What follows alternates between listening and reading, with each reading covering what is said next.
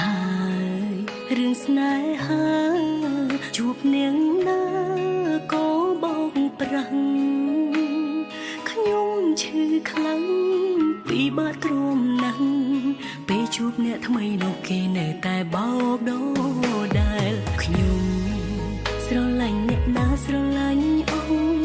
អស់ពីចិត្តអស់ពីពោះទៅហើយមិនដែលគិតទេថាថ្ងៃក្រោយពេលដែលគេក្បត់ហើយខ្ញុំជឿយ៉ាងមិនវិញ